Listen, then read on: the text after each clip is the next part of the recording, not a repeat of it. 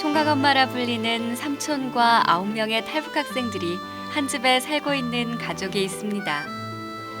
초등학생부터 19살이 된 청년까지 조금 많은 식구에 남자아이들만 있는 것 외에는 다른 가정과 별반 다를 것이 없는데요. 특별한 점이 있다면 9명의 아이들은 삼촌과 함께 매년 음악회와 미술 전시회를 열고 사람들이 떠나 폐허가 돼가고 있는 마을의 무너진 담장을 수리하고 그곳의 아이들에게 그림도 가르쳐주며 마을을 살리고 있다는 사실입니다. 2012년부터는 태국 아카마을이라는 곳을 가족 전원이 방문해 집도 짓고 농사일도 도와주며 지구촌 살리기에도 앞장서고 있죠. 사회에서는 이 가족을 사회 보호가 필요한 사람들이 가족적인 보호 아래 공동으로 생활하는 시설을 뜻하는 그룹홈이라 부릅니다. 하지만 삼촌은 9명의 아이들과 살고 있는 집은 시설이 아닌 가정이며 가족이라고 말합니다. 다른 집과는 조금 다른 문화를 가진 평범하고도 특별한 가족이죠. 다양한 사람들의 삶과 이야기가 담겨있는 필통의 첫 초대 손님, 총각엄마네 가족입니다.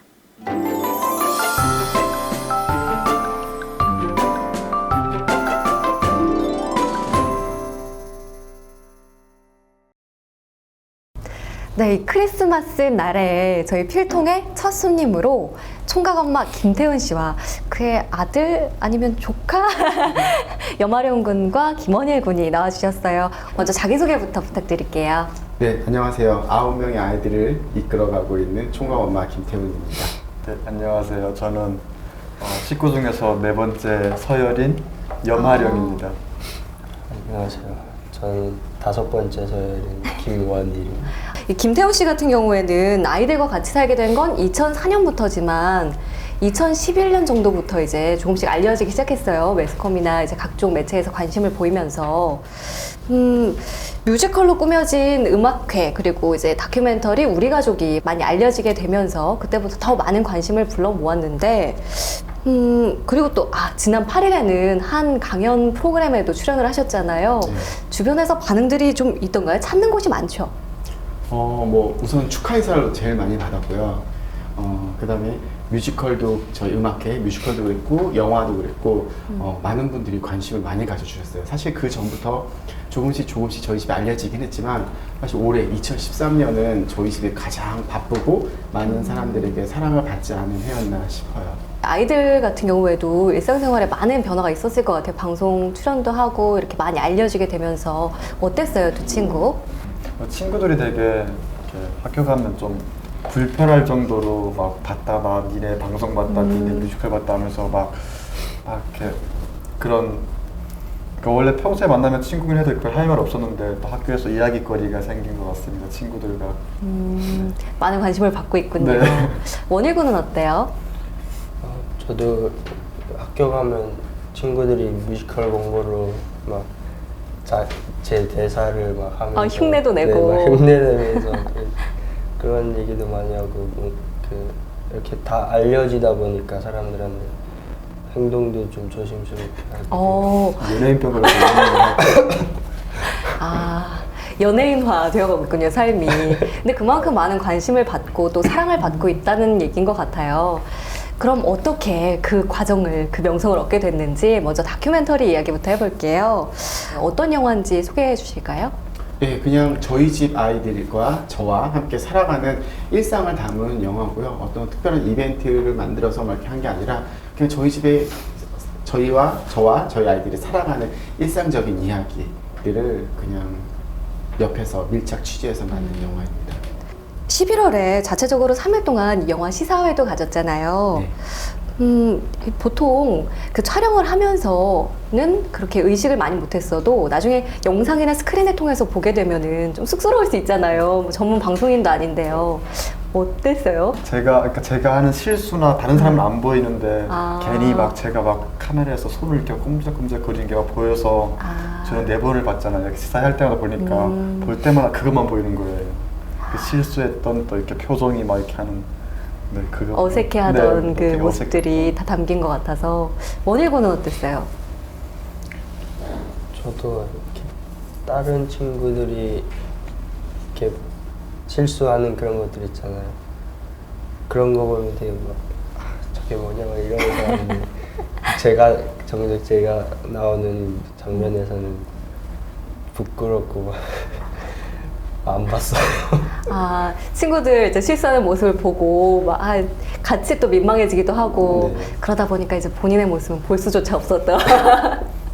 이 모든 모습들이 다큐멘터리 우리 가족에 담겼잖아요. 그 영상을 보고 많은 분들이 어떤 인식의 변화라든가 어떤 걸 느끼셨으면 좋겠다 뭐 이런 바람으로 뭐 시사회까지도 자체적으로 준비를 하셨다고 들었는데 어떤 변화가 있기를 바라는 마음이었는지 궁금해요. 사람들은 북한 이탈 주민하면요, 자기들이 알고 있는 선입견, 그 편견으로만 북한 이탈 주민들을 바라봐요. 북한 이탈 주민가 당연히 어렵고 힘들고 적응 못하는 사람들로만 생각을 했는데 이 아이들은 누구보다도 행복하게 잘 살고 네. 있었던 거예요. 그거를 저는 보여주고 싶었어요. 어떤 인식의 개선이라든지 선입견, 편견들을 좀 더 바꿔줄 수 있는 어떤 시발점으로 저는 여기고 싶었고 그래서 무료 시사회를 준비를 하게 되었어요. 화면 속에 실제로는 어떻게 나왔는지 활용본 모습부터 먼저 만나볼까요? 일하는 것도 재밌고 첫날부터 애들이랑 막야 무궁화 꽃이 피었습니다 하서 막 하는 것도 너무 좋았고 일하는 것도 체력이 되니까 막 꾸지고 막 진짜 신나서 막 했는데 3일이 지나니까 머리로는 이렇게 몸 알겠는데 해야 되는데 몸이 안 따라서요. 안전은 100번 강조해도 지나침이 없다고 했어. 알았지? 가가지고는 절대 뭐 사투리 쓰거나 뭐 하거나 아는 척 하지 말았지? 괜히 뭐 하다가 뭐 사람들이 뭐 괜히 친절하게 노스코리아? 라고 물어봤을 때 예스 하면 큰일 날 수 있어. 알았지? 저기는 공산국가야. 알았어? 라오스는 아무것도 아는 척 하지 마. 우리는 무조건 사우스 코리아야. 사투리 쓰면 안 돼. 네. 알았지? 사우스 코리아다. 알았지? 어색하게 할 필요 없어. 봉사활동보다도 태국 간다는 게 되게 진짜 한쪽으로 두려움 같은 거? 몇번 가면 사진 찍는 거 보고 막 배 봐도 내 저 배 타고 8시간 동안 왔는데 막 이런 거. 그 장소를 갈 때 좀 신경이 복잡했다 이런 이야기가 있어요. 원일군이랑 하룡군은 어땠어요? 조금 걱정되고 염려스럽고 그런 마음도 있었어요? 원지랑 저는 몽골로 해서 왔거든요. 그러니까 이렇게 루트가 여러 가지가 있는데 네. 이제 저희가 직접적으로 느끼는 그거는 이렇게 막 크게 그런 건 없었지만 또 네. 옆에서 진철형이나 진범이, 억철이 같은 경우에는 그 친구들은 실제로 조그만 배를 타고 이렇게 정말 사선을 건넜으니까 간접적으로 저희도 또 똑같은 환경은 아니지만 비슷한 경험을 했기 때문에 같이 공감할 수 있었던 것 같아요. 어떤 느낌인지 아니까 네. 또 네. 탈북 과정에 대해서 사실 많은 분들이 궁금해 하시잖아요. 근데 이런 거 묻는 게 본인들한테는 좀 어때요? 좀 생각하고 싶지 않은 이야기를 묻는 게 되나요? 그 어릴 때는 네. 이제 막 누구한테 이런 제 배경에 대해서 설명하기도 좀 그러니까 좀 창피했던 것 같아요. 어릴 적에는. 근데 이제 제가 점점 살면서 삼촌이랑 이렇게 많이 얘기를 하고 하면서 제가 당당해진 것 같아서 이제는 막 친구들이 와서 저한테 물어보면 오히려 저도 그냥 편안하게 뭔가 제 추억거리를 이렇게 얘기해 주는 것 같고 그래서 되게 오히려 훨씬 더 좋은 것 같아요. 그런 과정에서 분명히 도움을 주거나 영향을 끼친 사람들, 뭐 사건들 이런 게 있었을 것 같은데 어때요? 당연히 삼촌이죠. 어렸을 때 되게 맨날 밖에 싸돌아다니고 그냥 제 식대로 막 놀고 그랬었는데 삼촌이 이제 같이 도와주면서 그때부터 이렇게 뭔가 어떤 사이인지 알게 되고 이렇게 그때부터 삼촌이 가장 저한테는 도움이 됐던 것 같아요. 그렇죠. 삼촌 덕분에 어떤 특별한 어려움을 느낄 새 없이 잘 적응을 하게 됐다는 것 같아요. 진짜 봐도 그게 느껴지네요. 하룡군은 어땠어요?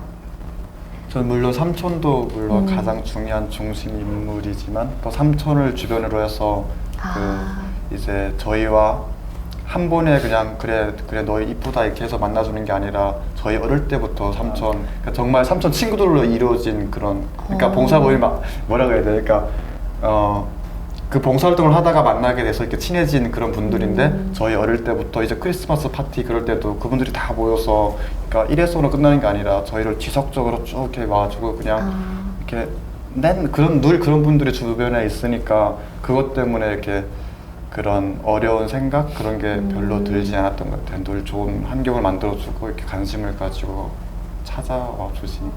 이렇게 도움 이야기가 나온 김에 봉사 이야기를 한번 해볼게요. 이 가족에게는 봉사를 빼놓을 수 없는 이야기거리잖아요. 처음에 이 봉사를 마을 살리기 운동으로 시작을 했다고 하던데 그 마을 살리기 운동은 어떤 건지 또 이런 봉사활동을 하게 된 특별한 이유가 있는지 묻고 싶어요. 하룡이도 그랬고 원일이도 그랬고 자기는 북한에 살았을 때는 동네 친구들과 이렇게 늦은 시간에 놀아도 아무런 걱정이 없었다. 그리고 친구 집에 뭐 서슴없이 가서 친구 집에서 밥도 먹고 오고 친구 집에서 잘 수도 있고 이렇게 해도 부모님이 하나도 걱정을 안 했고 그 마을 전체가 이 아이들에 대한 양육과 이런 것들이 다 마을 전체에서 공동체로 이루어졌다고 얘기를 하는 거예요.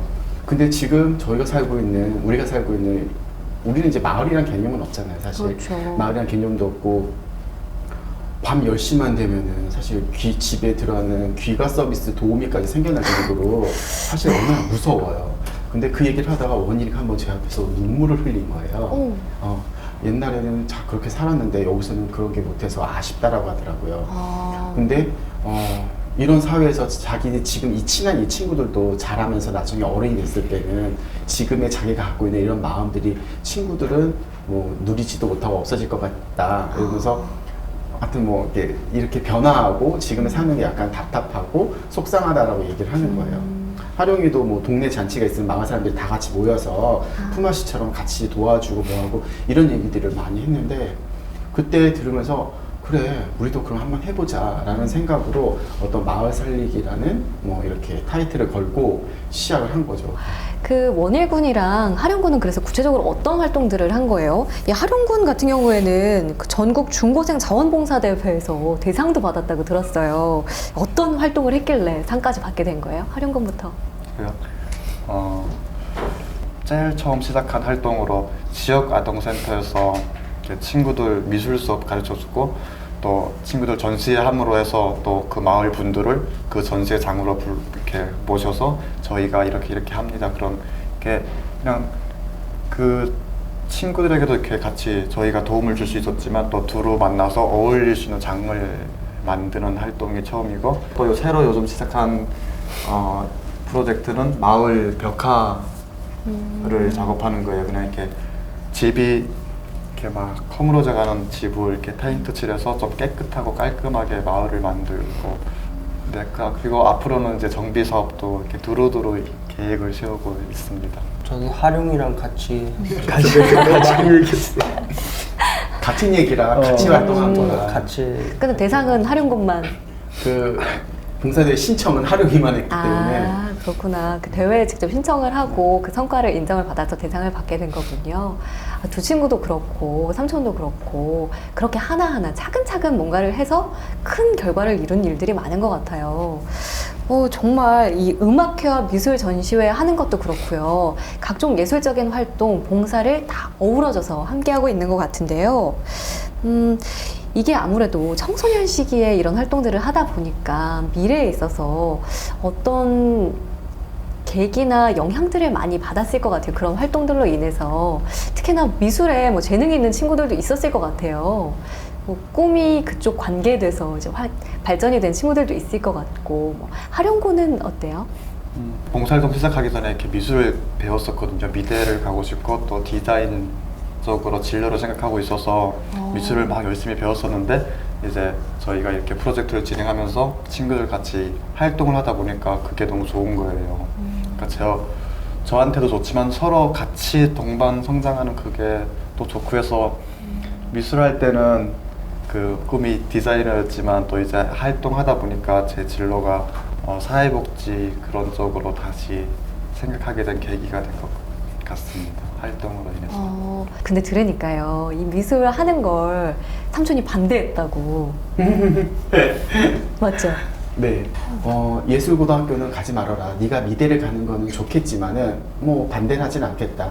하지만 예술고등학교는 반대하겠다. 그러니까 얘는 왜 어차피 내가 미대 갈 거니까 고등학교도 차라리 예술고등학교 가는 게 낫지 않느냐. 근데 꿈이라는 건, 계획이라는 거는 바뀌게 돼 있어요.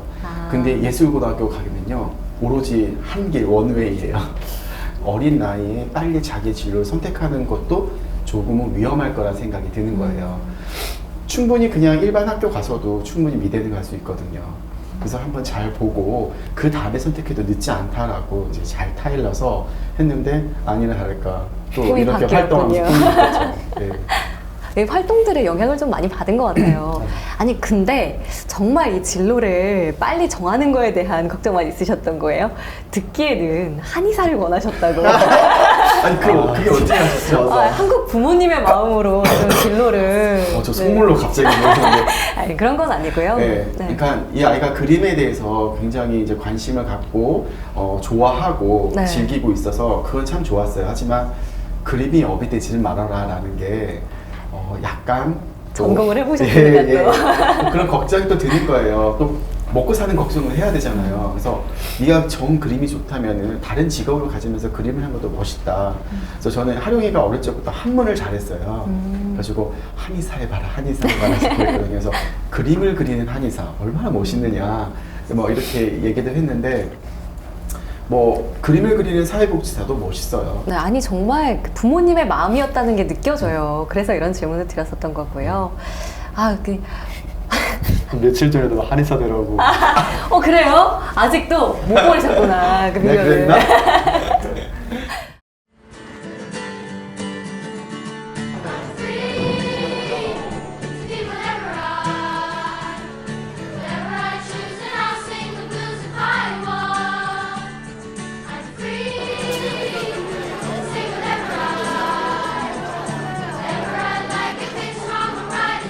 지금 이 화면에서 보신 게 2012년 미술 전시회 모습 맞죠?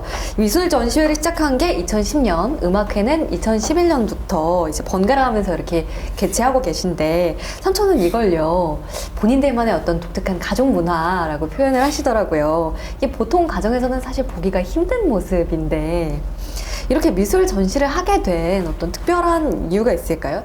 문화와 예술을 넘나들면서 즐길 줄 아는 사람이 건강하게 자랄 수 있다고 생각은 들어요. 그래서 저는 저희 집 아이들이 이왕이면은 건강하게 잘 살기를 바라는 마음에서 그래 우리가 미술과 음악을 한번 해보자 라고 해서 이제 미술 전시회하고 음악회를 하게 된 거죠. 이게 정말 좋은 것 같은 게요. 사실 한국의 청소년들은 그런 면에서 참 불행하잖아요. 어떻게 생각하면. 공부와 뭐 이런 부분들에 막 다 억눌리고 찌들려서 살아가는데 친구들 보면 굉장히 정말 건강하게 생활을 하고 있구나라는 느낌을 받아요. 그렇지만 처음 시작할 때는 사실 좀 낯설었을 것도 같은데 어땠어요, 두 친구는? 저는 제일 처음에 할 때 네. 삼촌이랑 되게 좀 하고 싶은 마음도 없잖아 있었지만 좀 안 하고 싶은 마음이 더 컸던 것 같아요. 그게 이제 저를 어디에 이렇게 공개하거나 오픈하기에 너무 이렇게 어린 마음에 되게 싫었던 것 같아요. 그래서 처음에는 나 이거 안 하겠다. 음악회도 그렇고 미술도 그렇고 되게 많이 싸웠는데 또 끝나고 나니까 오히려 더 건강하게 더 멋있게 친구들에게 커밍아웃 한 것 같아서 그 후가 되게 뿌듯했던 것 같아요. 그리고 나중에는 정말 좋아서 전공으로까지 삼고 싶을 그쵸. 정도로 좋아하게 된 거잖아요. 원일군 같은 경우에도 이제 나중에는 그래도 재미를 느끼고 하면서 좀 바뀌었죠. 처음에는 좀 그렇다 그러지만 일단 삼촌이 하니까 따라간다 이렇게 갔지만 하다 보니까 좀 재밌고. 네, 계속 생각을 하다 보니까 어느 순간 내가 이런 생각들을 하고 있구나. 그런 것도 놀라웠고, 하룡이가 말한 것처럼 처음에 친구들이 처음 말할 때는 막 말할 수 없는 막 그런 창피한 그런 게 있었는데 딱 하고 나니까 그 내가 뭐 하지 못했던 말들을 친구들에게 하고 나니까 되게 편한 거예요. 그런 것도 느껴가지고 되게 좋았어요. 전시 주제가 분실물 보관소. 주제 선정하는 그 기획 단계부터 같이 했다고 들었는데 어떻게 이 주제를 고르게 된 거예요? 처음에는 그러니까 저희가 아예 뭘 하자라고 어떻게 정해놓고 틀을 정해놓고 막 이 주제를 정하진 않았어요. 그냥 뭐 했으면 좋을까 첫 아이들에게 질문이 뭐 했으면 좋을지 너희들이 다 얘기해봐라. 그때 각자가 하고 싶은 얘기가 막 굉장히 많이 어느 애는 뭐 사랑으로 얘기하자면도 뭐 어느 애기는 뭐 재미있는 우리 집을 얘기하자면도 뭐 여러 가지들이 되게 많이 있었어요. 많이 있었다가 누군지는 기억이 안 나요. 근데 한 명이 이런 비슷한 이야기를 했어요. 난 북한에서는 이랬었는데 여기 와서는 이랬다. 그래서 그거를 한번 뭐 다시 되돌릴 수는 없지만은 어떤 지나간 과거에 대해서 한번 얘기하자 해서 과거라는 이야기가 나오면서 과거 하다가 결국엔 우리가 되돌아갈 수 없는 거네. 되돌아갈 수 없으니까 찾지 못하는 거네. 우린 그럼 그거 어떻게 하지 하다가 분실물이라는 이야기가 나왔어요. 하룡구는 어떤 작품인지, 제목은 뭔지, 또 뭘 분실했는지 궁금해요. 전 뭘까요? 우리가 잊고 있는 소수의 사람들이에요. 일단 우리와 다른 면이 있거나 우리와 다른 생각을 하거나 그렇게 우리와 조금만 다르면 그 사람들과 같이 어우러지기보다는 그들을 이렇게 막 내치기에 급하잖아요. 또 그 분들을 인정하지 않고 네. 그렇게 그런 분들이 누가 있을까 하고 생각해 보니까 어쩌면 저희 셰터민이나 또 이런 분들도 그 중에 일부인 것 같고 또 작품 속에서는 이제 동성애자분들을 표현한 거예요.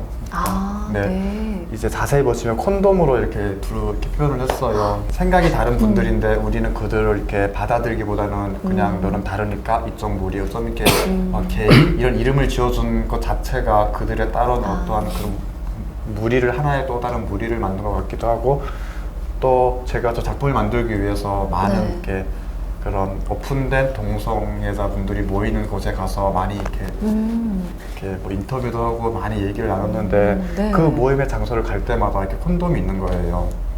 그래서 그분들을 대표할 수 있는 게 이제 이런 게 있지 않나 해서 오브제로 선택해서 작품을 만들었고 또 문양을 보면 태국 문양으로 해서 서로 어우러지는 그런 걸 표현하고 싶어서 다양한 색깔과 또 다양한 오브제들이 모여서 서로 두루 어우러지는 그런 세상을 만들고 싶어서 작품을 제작했습니다. 그렇다면 우리가 잃어버린 것은? 다양성에 대한 수용? 그렇네요. 내 작품이고요. 정말 이렇게만 봐도 굉장히 가족적이에요. 이제 마지막 작품 한번 볼게요. 이게 고가의 또 작품이라고 들었어요. 원일 작가님의 작품인데요. 작품 설명 좀 부탁드릴게요. 제목부터 들어볼까요? 제목은 신미안이라고 딱 이름을 들으면 느낌이 오지 않아요? 그러네요. 느낌 아니까. 네. 그 신미안이 아름다움을 보는 눈.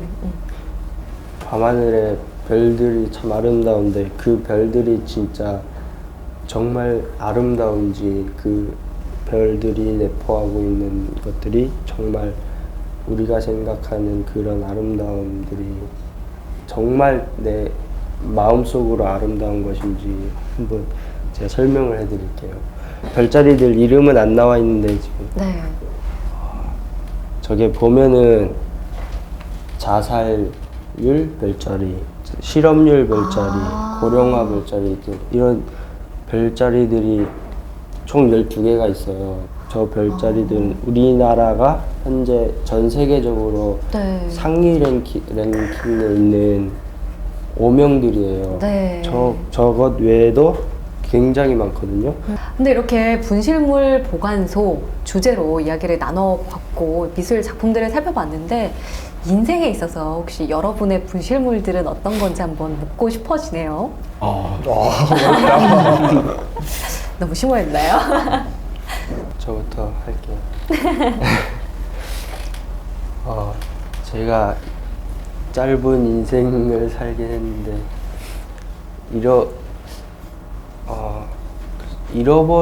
지금까지 잃어버린 건 없는 것 같은데 계속 살아가다 보면은 잃어버릴 것 같은 거. 어. 어릴 적에 고향에서 지내던 고향에 대한 추억.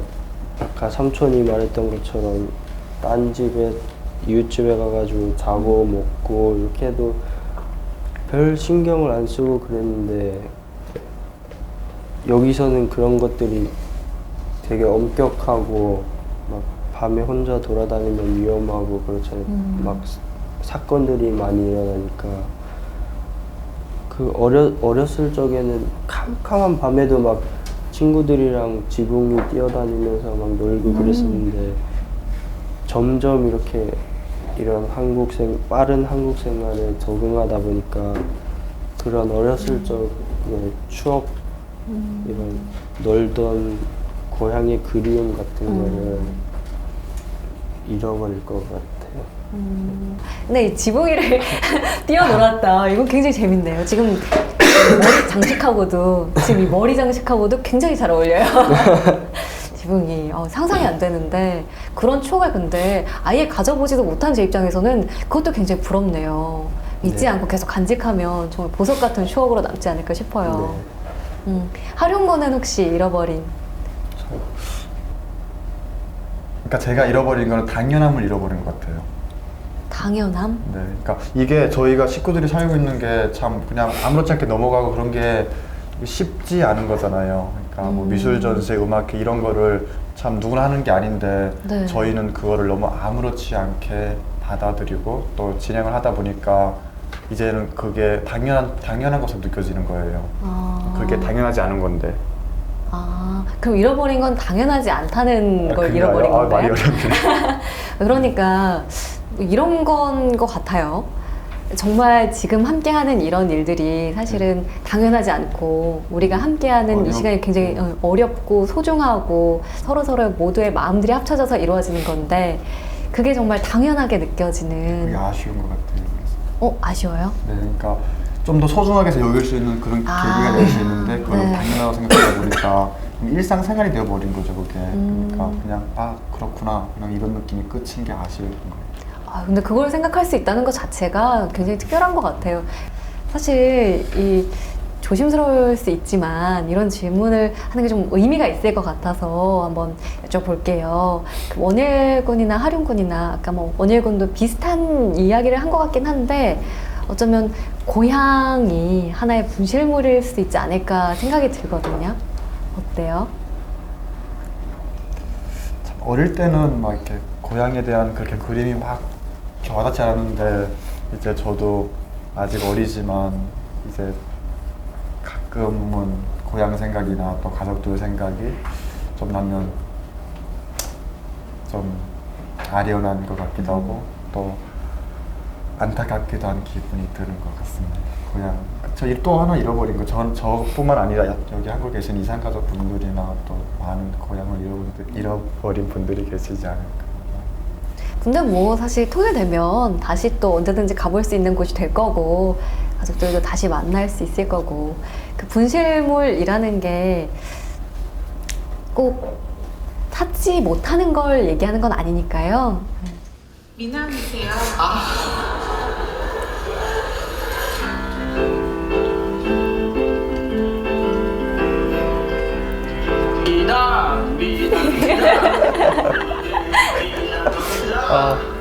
부끄럽다. 노래 엄청 틀린다. 야.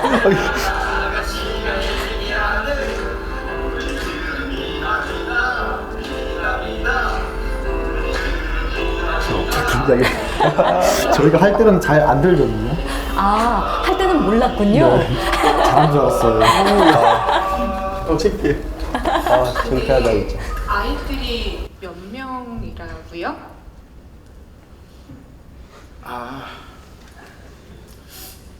아이들을 싫어하시는구나. 아니에요. 저 아이들 되게 좋아해요.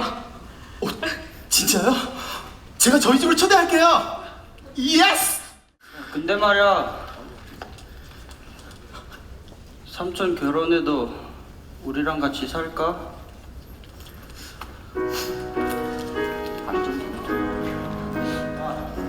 놔! 이딴 가족 사진이 뭐가 중요한데?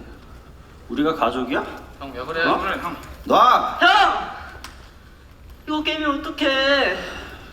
삼촌 되게 아끼는 건데. 우리 원일이가 많이 힘든가 보다. 괜찮아, 원일아. 괜찮아? 놔! 원일아, 괜찮긴 뭐가 괜찮아? 너 왜 그러니? 신경 쓰지 마! 신경 쓰지 마? 지금 신경 안 쓰게 생겼어? 너 요즘 삼촌이 우리 아빠야?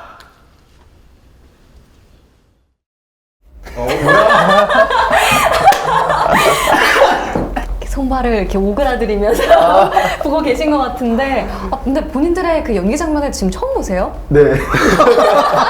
어머, 그렇구나. 노래 충격인데? 근데 지금 아마 시청자 여러분들이나 뭐 초자 여러분들은 좀 놀라셨을 수 있는데요. 이게 지금 이 삼촌네 가족의 뮤지컬의 한 장면입니다. 삼촌과 9명의 아이들이 직접 연기도 하고 또 노래도 하고 무대에 올린 우리가 가족일까라는 공연이에요. 어떤 문학작품을 떠올리게 하는 제목인데 이게 올해는 음악회 대신에 뮤지컬을 무대에 올리신 거잖아요. 실제 이야기를 바탕으로 했다고 하는데 이제 내용을 보면은 삼촌이 맞선을 보시고 또 원일이가 거기에 어떤 불안감을 느껴서 가출을 해요. 이게 어디부터가 진짜고 어디부터가 가짜, 각색인지 모르겠어요. 이거 설명 좀 해주세요. 뭐 가출한 거 뭐 이런 거는요. 네. 처음이고요. 네. 제가 아이들이랑 살면서 한 번 진짜 선을 본 적이 있었어요. 딱 한 번. 네. 예. 한 번 정말 선을 여러 번 있지 않았어? 선 본 거. 뭔가. 한 번 있었어요. 네. 뭐 지금으로서는 결혼이 어떤 막 큰 제가 의미를 두지는 않는데 그 당시에 사람들이 자꾸 선 보고 뭐 결혼해야 된다 해가지고 한번 선은 봤었어요. 근데 그 시기쯤 아이들은 뭐 이렇게 겉으로 표현하기에는 뭐 괜찮아 뭐 이렇게 쿨하게 나오는 척하지만은 막상 또 한편으로는 결혼하면 우리랑 같이 못 살지 않을까? 아니면은 삼촌 우리한테 좀 소홀하지는 않을까? 우리가 멀어지지 않을까라는 것들이 저도 느꼈고 본인들 스스로도 다 느꼈어요. 근데 그것들을 다 같이 느꼈던 거죠. 그래서 그것을 이제 바탕으로 한번 저렇게 만들어 봤고요. 네, 그래서 제목이 우리도 가족일까? 네, 우리도 가족일까? 근데 여기서 궁금해져요. 이런 일이 실제로 있었고 그 이후로 좀 시간이 흘렀잖아요.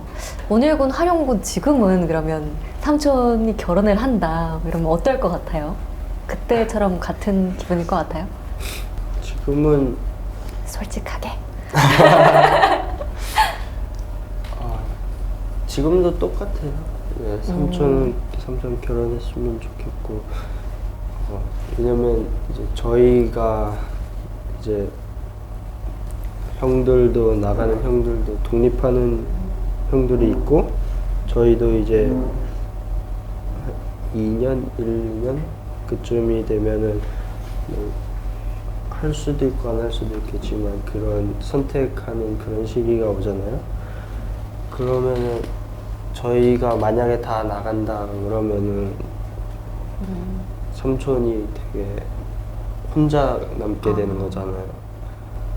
혼자 남는다는 게 슬플 것 같고, 또 가족이 생기면은 자기만의 가족이 생기면 또 그런 우리 자리를 메꿔줄 수 있지 않을까. 정말 이런 모습들을 보면서 굉장히 이 가족 멋지다 생각이 들었는데, 이 가족이 만들어지게 된데 하룡군의 역할이 컸죠.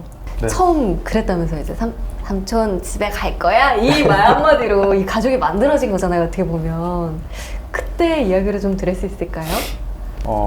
저는 한국에 와서, 그러니까 엄마랑 같이 둘이 살았어요, 서울에서. 근데 엄마는 이제 그 지방에서 일하러 가셨고, 일주일에 한 번, 많으면 두세 번 이렇게 오셔서 저랑 같이 있다가 또 내려가시고, 그렇게 한 3개월 정도 한국에서 지냈어요. 한국에 제일 처음 왔을 때. 근데 엄마가 하나원에 있을 때 이제 삼촌을 만난 거예요. 그래서 밖에 나가면 우리 집에 꼭 와라 이렇게 초대를 한 거예요, 삼촌을 저희 집에. 근데 이제 삼촌은 그 약속 지키려고 저희 집에 왔고 저희 어머니는 지방에 내려서 타이밍이었어요. 저는 혼자 이렇게 집에서 이렇게 놀다가 이렇게 푸근한 아저씨가 온 거예요. 이렇게 와가지고 막 밥 해주고 막 해주는 거예요.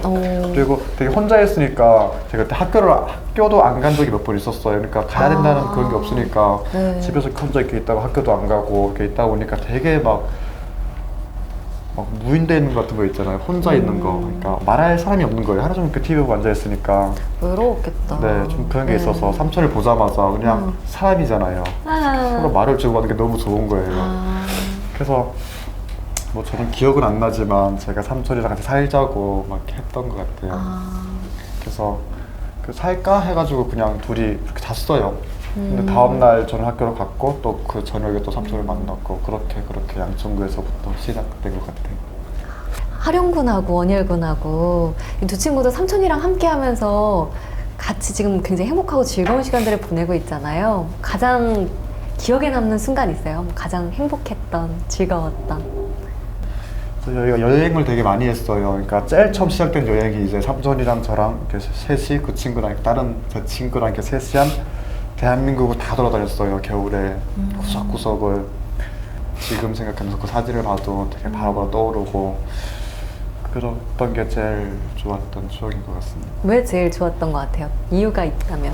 그러니까 처음이어서 그랬던 것 같아요. 한국에 와서 아무것도 모를 때 그냥 대한민국을 싹 한 바퀴 도니까 그냥 그때부터 뭐 학교 가서도 누가 이렇게 선생님이 뭐 질문으로 봐도 되게 떳떳하게 저 거기 다녀왔어요. 거기 알아요. 이렇게 하는 첫 번째 자신감의 시작이 됐던 것 같아요. 그렇군요. 원일군은 어때요? 어떤 순간이 가장 기억에 남아요? 저는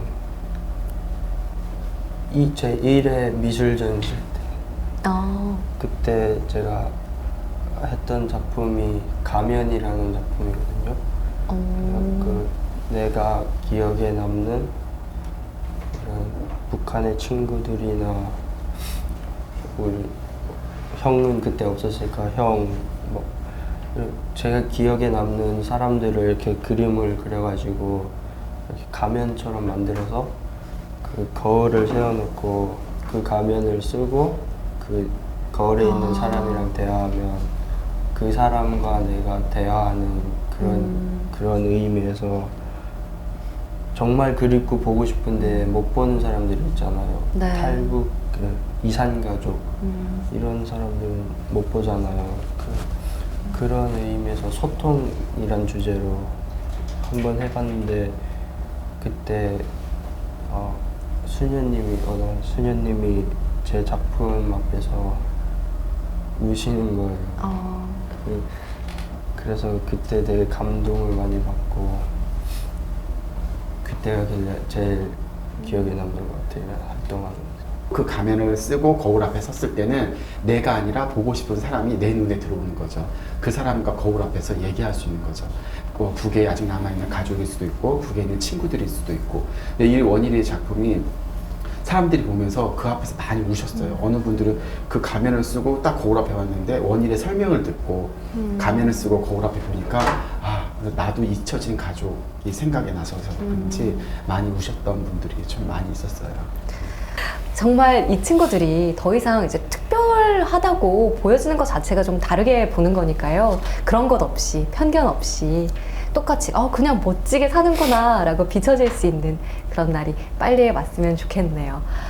지금 이제 마지막 질문을 드릴게요. 여러분의 꿈 혹은 뭐 가족에게 하고 싶은 말 편하게 한마디씩 해주면 좋을 것 같은데요. 제 꿈은 일단 삼촌의 뒤를 이어서 지금 저희 그룹홈을 이끌어 나가는 게 제 꿈. 그룹홈 아닌 것 같아요. 가족. 저희 가족을 이제 저는 이렇게 큰 사람들은 못 다루고 이제 애기들 위주로 더 힘들 것 같아요. 이렇게 가족을 든든하게 지키고 이끌어갈 수 있는 삼촌의 뒤를 이은 그런 꿈을 가지고 있군요. 멋지네요. 하룡군은 어때요? 저는 이제 저희 식구들이 이제 이제 좀 그 있잖아요. 예전에는 이렇게 누가 독립하고 그런 거를 실감할 그런 게 없었는데 이제 한두 명 이렇게 없어지는 그 빈자리 때문에 그게 더 와닿는 것 같아서 자꾸 이런 얘기를 하는 것 같은데 저희 식구들이 이렇게 잘 지낸 만큼 앞으로 나이 들고 뭐 결혼하고 사회 나가서도 처갓집보다 삼촌을 먼저 찾아서 같이 지금처럼 노는 그런 날이 왔으면 그러길 바랍니다, 가족들에게. 삼촌도 한 말씀. 네, 뭐 저는 꿈이 많아요. 맨 처음에 하룡이를 만나서 하룡이 원인으로 시작을 해서 저희 집이 이만큼 성장을 했지만은 제가 아이들과 아카 부족을 찾기 전까지는 저희 집 아이들 다 아이로만 생각했어요. 애기들로만 생각했는데 어느 순간 아이들이 컸더라고요. 그러니까는 그때 저는 처음으로 느꼈어요. 아이들이 이만큼 컸구나. 그러니까 나는 항상 이 자리에 있어서는 안 되겠다는 생각이 드는 거예요. 언젠간 이 아이들도 독립을 하게 될 것이고 제품을 떠나게 될 것이잖아요. 그걸 생각하니까 막 가슴이 먹먹해지더라고요. 근데 거기에 맞춰서 나도 준비를 해야겠다는 생각을 작년부터 하기 시작을 했어요. 그러니까는 저희도 독립한 날 헤어짐은 아니지만은 같이 함께 무언가를 멋진 그림을 또 만들 수 있는 것들이 분명히 있다고 생각해요. 정말 이 가족은 정체되어 있지 않은 함께 계속 성장해가는 그런 모습들을 보여주네요. 네. 굉장히 멋진 꿈을 다들 갖고 계신데 어떻게 보면 다 하나로 이루어지는 것 같아요. 그래서 단언컨대 짝사랑이 아니지 않을까. 아주사랑 같은데요. 보기 좋습니다. 오늘 이렇게 저희와 함께 이야기를 나눌 기회를 주셔서 굉장히 저도 많은 걸 느끼고 즐거웠던 것 같아요. 오늘 함께 해주셔서 고맙습니다. 세 분 감사합니다. 감사합니다. 독일의 한 극작가는요, 꿈을 꿀 수 있는 힘이 없는 사람은 살아갈 힘도 없다, 이런 말을 했다고 해요. 그러니까요, 여러분께서도 오늘부터 어떤 꿈을 꿀 수 있는 근력을 키워보시면 어떨까요? 저도 노력하겠고요. 이 가족의 꿈도 많이 응원해 주시길 바랍니다. 고맙습니다.